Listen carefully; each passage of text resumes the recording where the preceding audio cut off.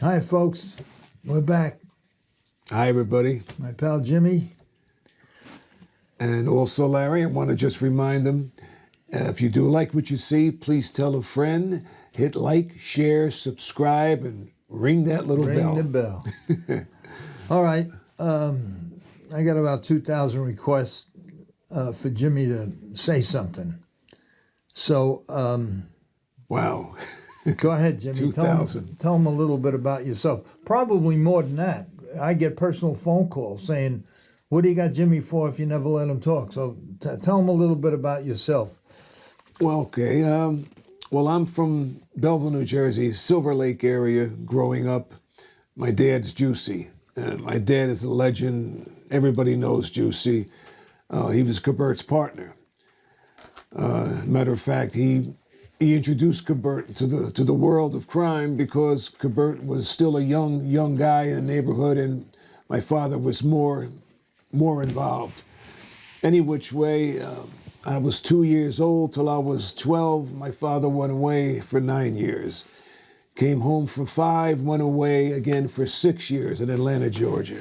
Came home for 2, went away 8 years in Leesburg, New Jersey.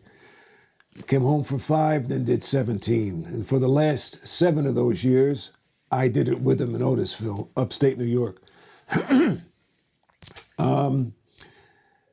Growing up, I was young and I worked because my dad in Atlanta, he was cellmates with Carmine Persico. And I got to be friendly with Allie Boy, which is Allie Boy Persico, which Carmine's son. And I would go to his house upstate in Saugerties. I would deal in his after-hour clubs in New York. I was a good mechanic. Everybody loved the way I could deal and the way I could always win. I made everybody money. Henceforth, my father in the early 90s, he acquired the labor union, the construction laborers union, local 342. So he ran that, but then he had a parole violation. And on the parole violation, then I took over. But Dad never introduced me. I had to do that myself. See, real power is something you take, and that's what I did. I filled the vacuum. I went around to each contractor and introduced myself and said, I know you're used to dealing with my father. I said, but I'm Juicy's son, and now you're going to have to deal with me. And henceforth, being not a member yet, or being there as the way I was looked at, as an associate, I had a pretty good position.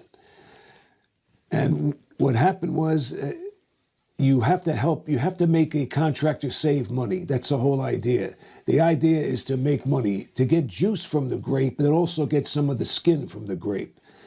So like the first Christmas alone, I remember I handed in over from across the river, my Christmas gift was around $80,000.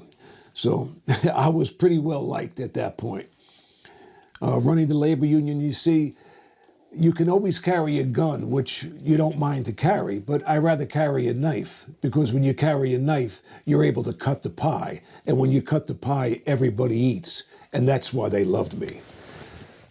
So I kept going on from there and there, but then I became a target. And that's why in the early 2000s, I had to go away. My dad was already away. We weren't co-defendants, so that's why they allowed us to be together. I suggested to go to Otisville, and the judge allowed it because we weren't co-defendants. So I spent the last 7 years with my dad of his sentence, and it was a bond that was beautiful. I love my dad, and it sounds silly, but if I had to do it all over again, I would do it all over again to be with him. And that's a little bit about me, Larry. Why didn't you get me a job? I could have got you a job real easy. You would have just had to go to sleep all day and read the newspaper. All right, okay. All right. When we first started this podcast, I must have called 100 people asking for stories about me and things that I did. I just couldn't remember because we're going back 50, 60 years. And I have some of them right here. I did this last night. Each one of these books is full of stories. And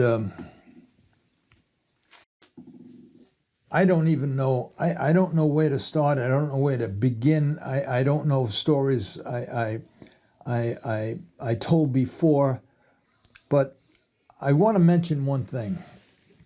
When I first got barred when I got barred in 1986, in 1984, because I failure to cooperate during an investigation, I wouldn't give them kids up, and I lost everything. I lost a couple of $1 million, almost $1 million in attorney fees, fighting for my license in 3 different states, and just living, trying to maintain what I had. I had 7 homes. I had a farm, a training center at Sunshine Meadows, 80-stall barn. It was a condominium type barn. I bought the whole barn. I had almost 100 horses in training. I had a great staff. I had some good horses. I had maybe 32-year-olds that looked promising at the time. And I was on my way again. And then this happened. And I made the choice to sacrifice whatever I had to save these kids, these 4 guys that they say fix this race. So that's what I did. And I wind up losing all my appeals. By the time I lost the appeals, I had no more money. But what I did was, while I was fighting the appeals, I started a company. And I think it was the first one of its kind. I never talked about this. It was called American Heritage Standardbred Sales. And what it was a syndication type thing. And I put it all together, and I had 15,000 of these brochures made. And inside it told everything you needed to know about ownership of a horse, how to get involved, how you should get involved. And I had 15,000 printed up. I bought a Pitney Bowes machine, hired 2 beautiful girls. I could type 100 words a minute, and self-typed they typed all the envelopes. Smart idea, Larry. And very smart. I do a lot of smart things, because I also know a lot of things that don't work. And I got the Pitney Bowes machines, so it wouldn't look like it was an advertisement or nothing. And it was really done professionally. And I mailed 5,000 to doctors, 5,000 of these brochures to lawyers, and 5,000 to money management firms. And I won't go through the whole thing, but within 2 weeks, I got $60 million, $60.5 million worth of responses. Mostly from money management firms, because in there I put a little note that whatever customers they got me, they'd get a 10% kickback in cash. I learned through the years that works. It opens a lot of doors. Yes, cash is king. Yes. Yeah. So I got a lot of responses from them, and now I had $60.5 million to do whatever I want. And the way it was structured is that I, as the creator of this, and going to be the operator of this whole thing, I was going to appoint the trainers that these horses should go to. I was going to do everything. Select the horses, the yearlings, 2-year-olds, racehorses, whatever. Right. It would spearhead everything. Right? Yeah. Right. So it was going real good. So as soon as the girls counted up all the money, and the checks were coming in, but it was $60.5 million up to that point. I was thinking of my 10%. So I said, so far now from a park bench, I went to a guy that's worth $6 million automatically. And the feeling was good. And then the elevator opened, and in come the state police, a couple of commission guys, and you Larry Rolla? Yeah. Same routine. And the bottom line was, because I wasn't licensed, everything that I did here was against the rules. I couldn't do it. And sound like somebody briefed them to. Well, it was all around. Once these things got mailed out and everything, I guess word got around. I don't know. All I know is that they showed up. And and that was the end. They ordered me. I had to give all the money back, otherwise I was going to face some serious charges. I wind up sending all the money back. I let the girls stay on. They asked me if they could stay on for whatever it was to collect unemployment. So I paid. They just came up to the office and we had parties every day. But what was the charge? You're saying you weren't Charge licensed? was I wasn't licensed. To what? To put together money deals? No, I wasn't licensed as a trainer, an owner, or an agent with any commission, and I couldn't do what I was doing. I couldn't go on racetracks. I couldn't go on. I couldn't go to. I couldn't do anything. I wasn't licensed. I couldn't be an agent. I couldn't do anything. Don't let me get into all of this stuff. Just I couldn't do it. I wasn't licensed. I was barred from all of racing in every area, so I couldn't do it. See, you interrupted me again, and you make me lose my. Okay, so anyway, that was that. Now, right after that, I got very, very upset, and let me tell you how I got my license back. It took me 4 years after that, 5 years after that, and I was in California. I was trying to get something going, and I got a call from my sister, and my sister said to me, she says, they're having a block party. Now, the block I grew up on, 91st Street in Jackson Heights in Queens, every house had kids in it. So we had our own football teams, basketball, baseball, everything. And it was good. It was good growing up until I got to be about 14, 15, and then I kind of strayed my own way. But Vinny Hogan was my next door neighbor, and he was the one that started this whole get together of everybody. So what happened was I didn't go, and about 2 days later, after that so-called party, my sister called me and said, Vinny wants you to call him. So she gave me the number, and I called him, and I said, the operator said Belmont Park, and I said, I'm sorry, I must have the wrong number. So she said, so I hung up. I called back again, same thing, Belmont Park. I says, I'm sorry. I said, is this the right number? And I read off the number, and she says, yes. She says, who are you looking for? I said, Vinny Hogan. She says, hold on. She connects me with Vinny Hogan. I says, hi, Vinny, what are you doing here? He tells me the story real quick. He turned out, when I left home early, he became a cop, from a cop to a detective, from a detective to chief of detectives. And when he retired, the racing commission got a hold of him, and they wanted him to be the new racing commissioner. And he turned it down because the building that he would have to report to every day was on Bloom Street in Manhattan, downtown Manhattan. And he lived out in Long Island, so he didn't want the job.